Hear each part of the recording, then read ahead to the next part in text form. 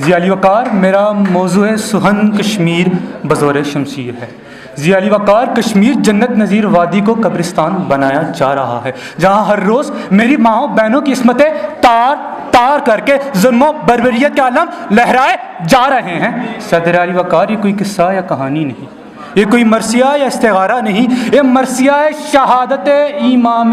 حسین نہیں، یہ کوئی کرب و پلا کا میدان نہیں، یہ میرا جلتا ہوا کشمیر ہے، یہ میرا جلتا ہوا کشمیر ہے کہ جس کے بچے نے یہ عہد کر رکھا ہے کہ ظلم نے اگر کی یاد جو تازہ یزید کی، کہ ظلم نے اگر کی یاد جو تازہ یزید کی، بن جائیں گے مثل کرب و بلا کے شہید کی۔ ضیاء علی وقار آرمی برادری کا مسئلہ کشمیر پر خاموشی میری سمجھ سے بالاتر ہے کہ وہ جاپانی قوم جو امریکہ کے ایٹمی حملوں کا نشانہ بنی، ایک طرف تو وہ دنیا سے مطالبہ کرتی ہے کہ ایٹمی ہتھیار ختم کر دی جائیں، دوسری جانب وہ مسئلہ کشمیر پر چپ سادھی بیٹھی ہے۔ ضیاء علی وقار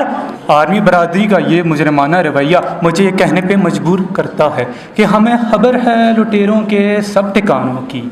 ہمیں خبر ہے لٹیروں کے سب ٹھکانوں کی، شریک جرم نہ ہوتے تو مخبری کرتے۔ ضیاء علی وقار رات کو جب میں سوتا ہوں تو میری آنکھوں کے سامنے وہ کشمیری ماں آ جاتی ہے جو ہر رات اپنے بچوں کو آزادی کی امید سنا کے سلاتی ہے۔ ضیاء علی وقار جب میری چھوٹی بہن مجھے پیار سے بھائی جان کہہ کر بلاتی ہے تو میری آنکھوں کے سامنے وہ مجبور کشمیری بھائی آ جاتے ہیں جن کے سامنے ان کی بہنوں کی عصمتیں تار تار کی۔ ضیاء علی وقار جب میرے بابا جانی مجھے پیار سے بلاتے ہیں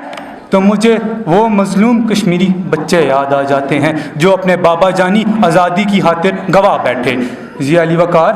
آج کے وقت کشمیری قوم پوری امت مسلمہ سے چیخ چیخ کر چلا کر یہ کہہ رہی ہے کہ جلا ڈالی تھی تم نے کشتیاں اندلس کے ساحل پر، کہ جلا ڈالی تھی تم نے کشتیاں اندلس کے ساحل پر، اے مسلمان پھر تیری تاریخ دہرانے کا وقت آیا، چلے تھے جہاں سے تم وہ 313 انہی ماضی کی راہوں پہ پلٹ جانے کا وقت آیا۔ شکریہ۔